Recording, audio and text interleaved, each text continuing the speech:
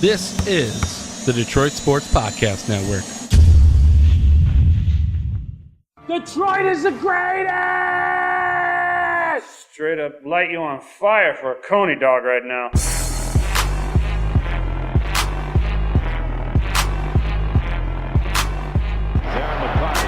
Back to Neiman in front of him. McCarty draws. McCarty in. McCarty scores!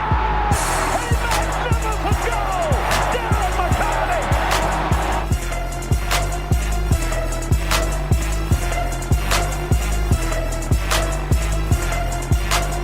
Stafford takes, throws, end zone. Calvin, touchdown, Detroit Lions! Welcome in, everybody, to this week's edition of the Motor City Sports Rant. I am the Doc, John Macaroon. Jason Jarvie will be calling in shortly. We got to recap a disappointing weekend. Everyone's kind of sitting here starting the week kind of wondering, how should they feel about Michigan State's loss to Texas Tech? Are they angry? Are they frustrated? Are they greatly disappointed? Do they feel like an opportunity has kind of been missed by Michigan State to actually take it down? It's interesting. I want to get a sense with Jason how he feels about it, but I sit here and looking at and reviewing Michigan State. It feels like a massively missed opportunity. They didn't play their best game. Now, largely a great deal of the reason why Michigan State did not perform well was, in fact, due to Texas Tech and their ability to just take people's strengths away from them, especially Texas Tech, their willingness to be really just dedicated to the defensive end, and they were underrated when I watched them on Saturday in terms of their ability to be clutch, hitting tough shots, having the ability to be mentally tough, and like everybody's been saying, they played a game that was better than Michigan State at executing the things that Michigan State is really good at, which is locking things down, putting their hands and getting, loose balls and really diving for loose balls and putting themselves in a position to get rebounds and not let Michigan State get inside or, not letting the best players on the Spartans do their thing. And I sit here and I'm so frustrated that the way I experienced the game was I went to a watch party, and early on, you got the vibe that, oh boy, it was good at first. Michigan State hit their first three-point shot, and then Texas Tech answered real quick, and then it was just a slugfest in that first half. But even despite the fact that Michigan State did not play well, they were really within one three-point attempt from Matt McQuaid from maybe tying the game and maybe taking that run. They got to within one, but because of the effort that they had to put out, it just wasn't going to be successful for Michigan State. And so their season ends. They did not advance even to Monday's championship game, which pits Virginia against Texas Tech. Not going to watch it. I just can't. It was too tough. It was very disappointing the way that Michigan State's season ended. I can't wait to talk to Jason about it. But people are asking, was Michigan State's season a success? Was it a failure? I view it as a success. Even though they lost a couple key players, maybe that would have helped contribute. I do feel like, getting to the Final Four in college is an accomplishment. One in which I know Michigan State's done it a lot, but each time that they do it should be respected because it's so hard depending on your draw, depending on injuries, because sometimes you do run into that hot team that just, matches up perfectly against you. So for Michigan State and Tom Izzo, I know desperately he wanted to really feel like, that he was going to capitalize on this opportunity, and it didn't happen. But you got to look at the season, for me, as a success. No one thought that Michigan State was going to make it to the Final Four, especially early on. The team grew, and it sets up for a really good future for Michigan State. Now, am I going to sit here today and say that, yeah, they're going to have an easy path next year? No, because things happen. It's going to depend on health. It's going to depend on Cassius Winston leading this team and growing. It's going to depend on a lot of factors if we're going to sit next year, next March, and talk about a deep tournament run. Some people are also talking to us about and messaging at Detroit Podcast. When you look at Tom Izzo's record when he does advance to the Final Four, it's only 2-6. And you go, man, the two wins obviously were when he won the title back in 2000, and then the other win was when the Michigan State Spartans 10 years ago advanced to the NCAA final, ending up losing when they ended up losing to North Carolina at Ford Field. I attended the Final Four game. I attended one of those victories. It was great. It was against UConn, I believe, and it was an electric atmosphere. Michigan State played a solid game, and they were able to advance, but they weren't able to bring home the ultimate prize. So for Michigan State, their season ended. The feeling, I think, for most Spartan fans at first was sadness. I don't think there's a lot of angry Spartan fans because of the fact that it wasn't expected, and it comes on the heels, the loss to Texas Tech after an amazing victory versus Duke, one in which we got to celebrate for a week. Man, it's just, when you look at it, one shot can dictate a lot of things. Had Matt McQuaid hit that shot, I think Michigan State could have rode that momentum to the victory versus Texas Tech, and I just wish it would have went down. But when you look at it, Chris Beard and what he's been able to do with Texas Tech is really impressive. Really, really impressive. He deserves a lot of credit for the work that he put in. Now, I'm kind of surprised that some people are not giving Texas Tech the credit that they deserve because of the fact that maybe not a lot of people know their coach or their system, or they don't know a lot of their players, but that team is solid. That team made Michigan look really weak, and when you take a stance and say, okay, I'm going to build a team and emphasize defense and really working hard and rebounding, that's not sexy. That's not what a lot of people are into, especially in 2019. So to execute that is really impressive for Texas Tech, and I'm really impressed and proud of what they were able to do. It's really fascinating, and for Michigan State, you really have to kind of now say, okay, they're going to lose Goins and Matt McQuaid to graduation. The key question marks will be, who's going to return? Is Nick Ward going to come back? Can Ahrens and Langford contribute and replace what has been lost? I think they can. I think Michigan State is poised for a decent season next year, but you can't overlook Michigan. You can't overlook when Michigan State defeats Michigan 3 times. Certain changes will be made, and that squad will be hell-bent, the Wolverines, that is, on coming in and handling their business versus the Spartans. So it's not going to be easy in the Big Ten. It's a grind. I'm not going to sit here and just assume that Michigan State will just roll up next year and have the success that they had in 2018. But I'm proud of Tom Izzo. I'm proud of the Spartans. They had a great season. They provided the fans with a lot of memories. It just goes to show you how hard it is to win an NCAA title. But I wanted this one. I wanted this one really bad. It would have been fun, especially when you look across the board and you don't see Kentucky, you don't see the Blue Bloods, you don't see Duke, North Carolina.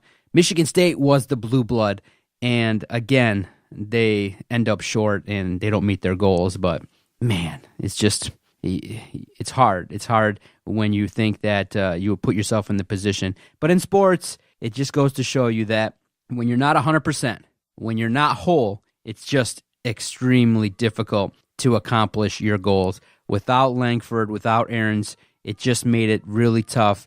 Michigan State desperately needed that additional scorer, maybe the two. Maybe the addition of Langford and Ahrens to that roster would have made it really, really tough for Texas Tech to guard everybody when you add 2 more potential scoring threats. It was a good game. Michigan State, Texas Tech, it was tight. It was close. It definitely went under. I think the last time I saw the under was the line was 132.5, and it went well under.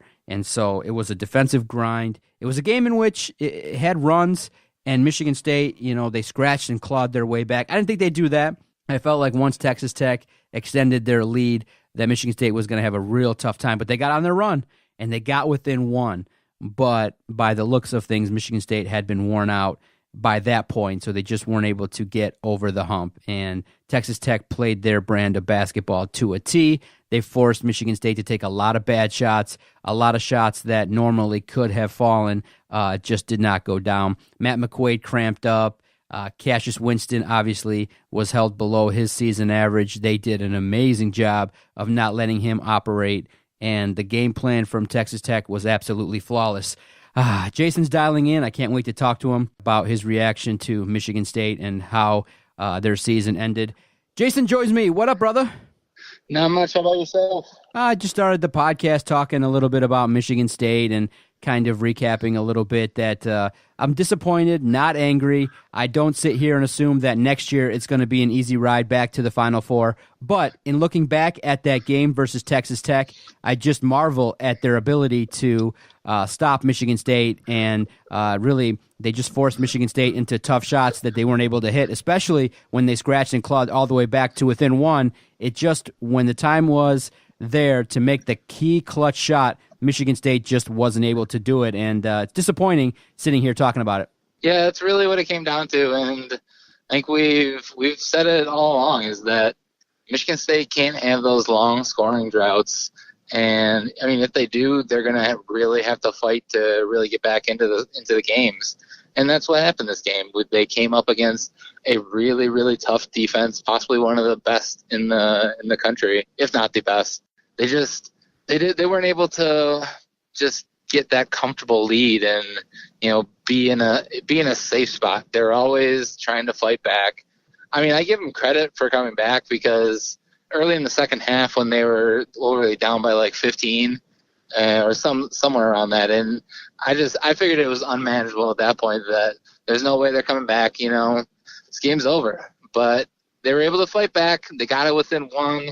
And I kind of thought that Matt McQuaid 3-point shot, where he had a shot to tie it up at 54. And I think if that shot would have fell, we might have been talking about a different game. But it didn't fall. I think the hopes of every Michigan State, fan fell right there. The rest was really history. Exactly. That's what I was just talking about before I got you on the line. That one shot by McQuaid, it looked good too. It was in. And wide open. Wide open. That was his bread and butter, but he was cramping. Cassius didn't deliver as well. Nick Ward. Everybody just played a little bit below their potential. And for a game like that, everybody had to raise their potential by like 2 or 3%. And that's just the way it shook out. Now, some people are taking a critical look, and I'll ask you, do you think that when Aaron Henry got that second foul, that maybe Tom Izzo, which he's prone to do, is he takes the guys out? Do you think that in a game like that, because when he came back in the second half, he showed that he provides a little bit of a different challenge for a lot of teams, in that he's able to go inside, he's got a set of moves, he can hit the outside shot. Do you think Tom Izzo should have potentially utilized Henry even though he got into foul trouble? I mean, definitely. This is do or die right now. It's your last game you're fighting for your life. So it's something that Izzo really, I feel, has struggled with. I mean, we saw it when they had the Stars and Jaren Jackson, where, he's a superstar, and yeah, he may have some issues, but you gotta just let him play and see what he can do on the biggest stage. And then the other thing that people are kind of picking at a little bit is saying, okay, when McQuaid had the cramps, he was taken out of the game. And many people would say, you know what, maybe you could have utilized more a lineup of the bigs and have Goins, Tillman, and Ward all in at the same time, and to see if you could match wits with Texas Tech with that lineup, because McQuaid, obviously, he was their best defender, but he became a liability with the cramps. Do you think that when Tom Izzo reviews the film that he's going to say, man, if I just had maybe gone outside my comfort zone, made a couple changes, then maybe he could have gave his team a slightly better chance to win the game? It'll all come down to little nitpicking stuff. But honestly, I think the way it played out is just the way it was going to play out that night. Texas Tech was the better team that night, and I'm not upset, because it's not like it was a blowout. It's not like, they're an inferior team to us. We lost to a really good team. You can always find the little things that might give you a better chance, but I think what we've seen going up all the way leading up to the Final Four is, Izzo rolled with about 7 or 8 guys, and those are the guys who are getting things done.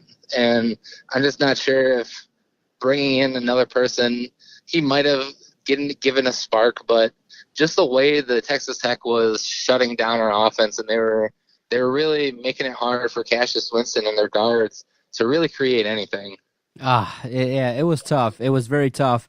Going into that game, how much fear did you have? How much respect did you have for Texas Tech going into it? As the game, I never really felt like Michigan State was the favorite. I mean, I tried to talk myself into it. I just felt like Texas Tech's defense was smothering, and I had a feeling State could maybe eke out a small win, but it was going to be predicated, and, we all needed the players to step up a little bit. I thought they were actually hit their jump shot. I mean, when they opened the game 3-0, I'm like, okay, this is good. This is a great start, but Texas Tech had an answer for everything, and it was really tough for me to sit there and watch another team perform like Michigan State at their best, and for Texas Tech to perform better at what Michigan State does, better than Michigan State, was really something to see. It was impressive. Yeah, going into the game, I didn't really have it. You're right. I don't think there really was a favorite. It was 50-50, and it was going to really come down to game day, because I think Michigan State, on any given day, they have the talent that they could have gone out and won. But I'm also not going to say that Texas Tech, I think that they also had that same ability. I mean, that's why I predicted Texas Tech to come out of that region. And because I thought that they were a team that was getting hot at the right time. It was just, like I said, they were the better team. They were, what was it, the Mooney kid who hit those huge threes in the second half? Those were killer. Like, when he dropped that three from, like, the half-court line, I was like, it's how do you defend that? How can you beat that? You'd have to make your own shots like that, and Michigan State was just struggling to hit regular wide open threes.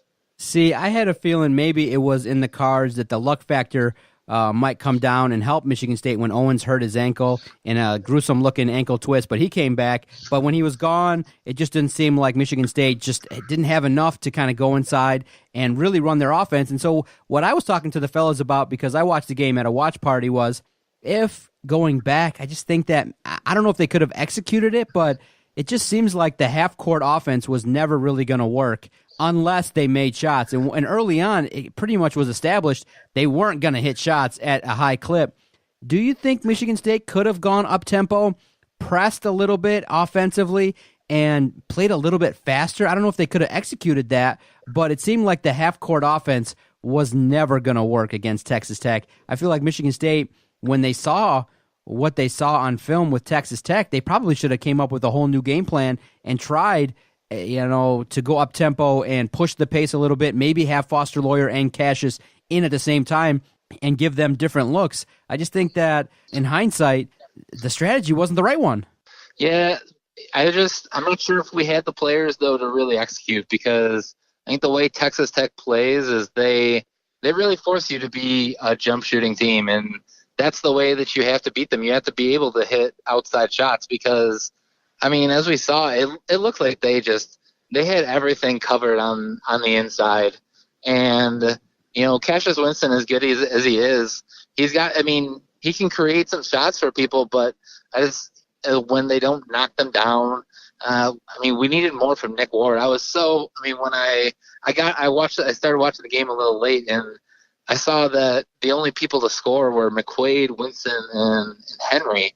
I'm like, we need more from Nick Ward. This guy, we knew he was going to be an X factor coming into the tournament, and I think we just needed more out of him in this game. I think if he would have been a more dominant presence, if he would have been able to do a little bit more down low, then maybe we are talking about Michigan State going to a national championship. But clearly, it was just ineffective. Yeah, clearly. So now the other side of the coin is people looking at Tom Izzo, and they're going, okay, when he's gotten to the Final Four in those 8 appearances, only 2-6 with the 1 title in 2000. Does it kind of reflect back to you and make you go, man, he has to change some things if he gets back to the Final Four? Or do you say, you know what, just keep getting back there? He's taking Michigan State to heights that nobody really would think at a program like Michigan State in terms of basketball, taking them to the height of college basketball success, really building up a program? Or do you say, you know what, he's got to change. He has to do something in order to get that second title, because the things that he's doing are not working when he does eventually win a region and get to the Final Four. I think he's got to make some changes. He's got to maybe step outside his comfort zone. He's got to rework how he does things. He's got to prep in a different way, because 2-6 obviously indicates that when it comes down to preparing against the top teams in the Final Four, it isn't working. you'd love to say, hey, yeah, Tom Izzo, change up the way that you do everything. All the way, everything that you've done to get up to this point, you now need to change it. It's just, I think it's easy. It's easier said than done. Probably this is what we're going to be looking at for the rest of Tom Izzo's career. I mean, I'm not going to rule out that he doesn't, win another championship, but I just don't see some major change that Izzo can, snap his fingers and change overnight. Does it change? He's gonna get by with what he's done so far.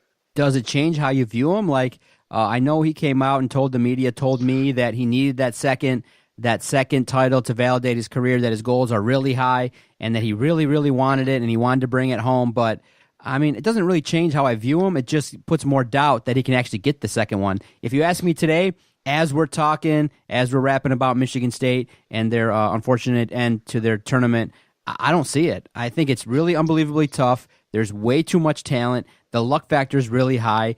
And just knowing what I see, I think it's going to be an unbelievably tough climb to go through and win 6 games in the NCAA tournament. I just feel like it's unbelievably tough.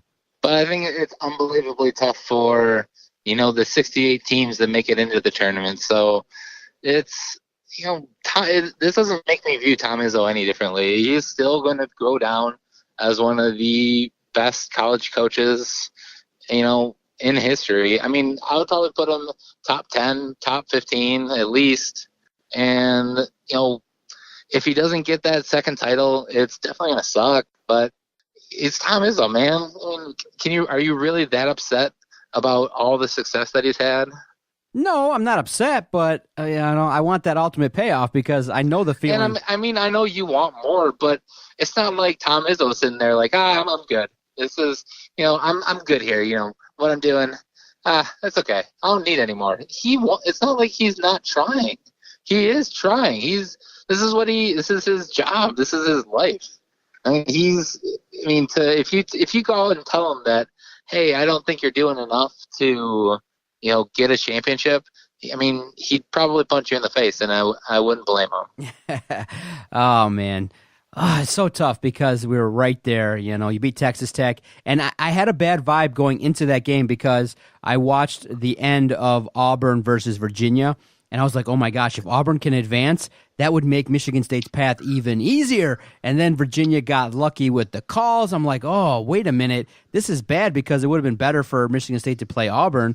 But in a situation in which that happens, I mean, I know they had success versus Virginia, but I would have much rather had they defeated Texas Tech play Auburn than Virginia because I think they got some revenge tour situation in mind because they have that upset loss from last year on their minds, and I think they might be really working hard to erase that awful, awful memory of being the first number 1 seed to go down to a 16 seed. So that happened. I'm like, oh, what bad karma that is. And then they go out and they don't play well. But I want to talk to you about this before we talk about the Detroit Tigers and their 7-3 start. Next season, are you hopeful because of the fact that Michigan State will have another year under their belt with Cassius Winston? There's probably an above-average chance Nick Ward comes back. You're going to have a junior Xavier Tillman. You're going to have Aarons and Langford back probably to replace McQuaid and Goins.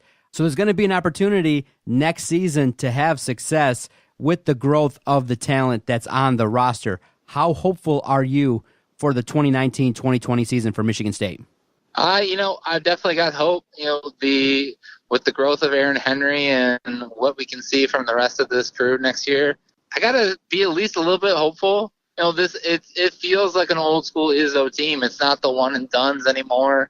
We're gonna have a little bit more cohesion. Maybe Josh Langford comes back healthy and can stay healthy for a season. I'd love to see a complete Michigan State team next year and what they can do. I mean, they had a great regular season. There's no doubt about that. Winning a Big Ten championship, winning a Big Ten tournament. It's really going to come down to March, though. What are they going to do there, and can they compete? Can they cross that border again? I think people take for granted how hard it is to actually get to a Final Four. So, if we can get to this level again next year, I do think that our team is gonna have to have been improved. I'm excited to see what happens. Yeah, I'm excited, but I just, like I said, I feel like it's tough to take it all down. It's nice to get to the Final Four. It's nice to cut down the nets, but it's ultimately nice to get to the title game and win it. And it's so tough. 6 games against strong, elite talent, and anything can happen. You hear about these Cinderella stories, so super tough. But how would you, in one word or two, describe this season for Michigan State? Part of me wants to say rebuild, because that's what this kind of felt like to me this season, is that this was Michigan State coming back to what we remember Michigan State being. And then it's hard to say rebuild because it's not like they completely rebuilt their team, but that's the one word that comes to mind, that, or maybe it's a reinvigoration, if that's even a word, that this gave me hope for next season, because I think leading up the past couple of years, Izzo, I think, went away from the way he recruited and the way he, put emphasis on star players as opposed to having a cohesive team. And what we saw this season is them able to overcome adversity and, maybe make a move here late in the season. I want to take a second and thank a great sponsor of the network, the Motor City Pawnbrokers. The Motor City Pawnbrokers are the one-stop pawn shop when you're in need of short-term cash or are looking for quality brand-name new and pre-owned merchandise. With locations in Detroit, Ferndale, Roseville, and Warren, their mission is to deliver exceptional value. For all information, for all things regarding the Motor City Pawnbrokers, go check out MotorCityPawnbrokers.com. Now, Jason, the Detroit Tigers are surprising people. I've gone down there now a handful of times. I was there on opening day, and I've seen a team that's playing a decent brand of baseball. Good pitching, timely hitting. The defense is up and down, not as consistent as I would like, but a 7-3 start is not something to poo-poo, and I think that if they can play this kind of brand of baseball, maybe we're looking at a 500 team and not a bottom-dwelling last-place team. And it's exciting to see. I'm not going to lie, when I actually see the Tigers going out there and succeed, Shane Green, 7 saves in the first 10 games, it's a good feeling. And I think that's what fans need to do right now, is they need to enjoy what's happening right now, because I think it could very well turn at any time. Because, the Tigers, like it or not, they are still in the middle of a rebuild. Some of these players that we have on their teams who are producing, those are the guys who might be trading blocks come the trading deadline. It's because, we are still trying to build up this team. So I enjoy what I'm seeing right now, but I still think we got a long way to go. I'm not saying that we can't be a 500 team, because I do like some of the players that I like. Nico Goodrum, love Kristen Stewart. I like what they're doing. I think Spencer Turnbull, he's interesting to see what we can get out of him. So I'm going to be along for the ride. 100%. Now, I had this conversation with Vito, and I want to ask you, if the Tigers are hanging around and they're in second place and they're playing well, there's an excitement, and it's around the trade deadline, I'm not saying mortgage the future, but if you can maybe add one piece to this team, would you go down that road? Because people started to talk in the press box, and people are wondering, okay, you got Shane Green. Does this mean because he's got 7 saves out of the first 10 that he's now a bona fide stud closer that has this big value that you have to unload? Because I would say, look, you have a plethora of arms. If you can just add one piece and take a run at it, I still think you can rebuild and take a stab at it this year by not mortgaging the future, but maybe making one deal to pick up a guy that maybe could help this team make a playoff push. And if you fall short and you give up, one of the arms, that's fine, because you're still going to be relatively high up there in the draft. You're going to have an opportunity to have fun, to have some excitement. I think the next step would be maybe this year to take a stab at it and see, because they're playing pretty good, and there are signs of a team that can play well. When they pitch well, they can hit. You still got Miguel Cabrera. Kristen Stewart, like you said, has some timely hits. And if Nick Castellanos' bat picks up a little bit more, you look at it, it's not an awful team. And you look at it, relatively speaking, the AL Central is not the teams in the AL Central are not world beaters, so you could make a small investment in maybe adding at the deadline to take a chance? It all really depends on where they are and how they're really, coming through in April, May, and June. Because it's hard to say right now, 10 games in, what are they going to be, come the trade deadline. And honestly, it's hard to say right now what they would actually need.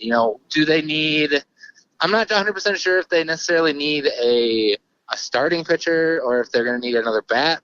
Or honestly, I mean, the way that they look right now, I think what you might need and what might help them out for a postseason run, if that's what they're truly going for, is maybe looking at another bullpen arm, because that's what I've seen in recent years with teams that it isn't the pitchers who can go for 7-8 innings and then you just have a closer.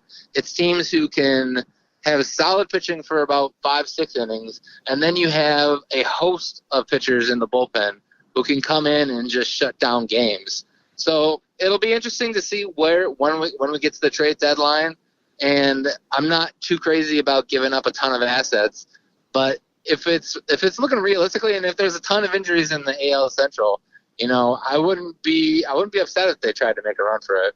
That's why I got Jason on this podcast. That's why I love co-hosting the Motor City Sports Rant. That's what I would say. One more bullpen arm, shorten the game, try to win 2-1, and get to the 7th inning, and then really hammer home the ability to close games out. That's what I would do. Is you always can improve your ball club by getting a solid bullpen arm and keeping Shane Green, because he's relatively young. You can maybe have a closer for the future when you do make that run in a couple years, if Shane Green is that established guy. But yeah, I'm interested. Check out our coverage at Detroit Podcast. Quick couple stories. Opening day, I kind of was a little bit disappointed in the vibe. I mean, it wasn't like super exciting in the ballpark. It was kind of a vibe of like, yeah, it's opening day. It was cold. But then the next couple games I covered were exciting. The weather was better. So I do think the winning can bring more people on board. And the increased access that we got with the Tigers has been great, because now I'm watching the game a little bit closer, a little bit more in-depthly, and I'm learning the game of baseball. And from that perspective, it's been a little bit more fun. So I hope the listeners appreciate us going down there. You can follow us on Twitter at Detroit Podcast, bringing you coverage of the Tigers the best that we can. I'm enjoying taking some photos and that whole process. So it's been fun. I hope it's something that the listeners enjoy. For sure, man. I wish you the best of luck. Maybe you can squeak me down there, too. Yes, sir. You can follow Jason Jarvie on Twitter at Jarvie the King. You can follow the network at Detroit Podcast. The next coming weeks, we'll turn our attention to the NFL Draft, the Detroit Lions. But to put a bow on it, solid season for Michigan State. Thank them immensely for the amazing memory of defeating Duke. They fell short of their goal, but they gave us great memories. Whenever you can make a Final Four, it's an accomplishment. We did get a chance to watch some basketball with Michigan State in it on the Final Four weekend. So while we sit here disappointed, the future with Tom Izzo is always going to be bright, and there's always going to be an opportunity to have success. Whether or not they can actually fulfill their goals in the future, that has yet to be seen. I thank Jason so much. I look forward to talking to you again. No doubt. I'll see you next week. Thanks, everyone. You've just downloaded the latest edition of the Motor City Sports Rant. For all information, news, and notes regarding the network, go visit DetroitSportsPodcast.com.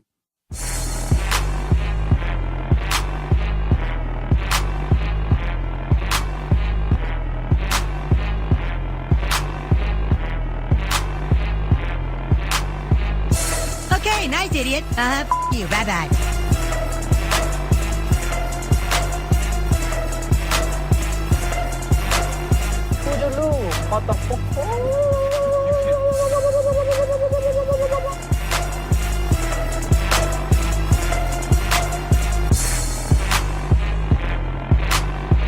Good day, sir.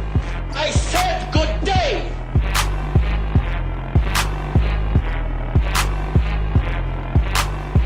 All right. Take care now. Bye-bye then. Loser.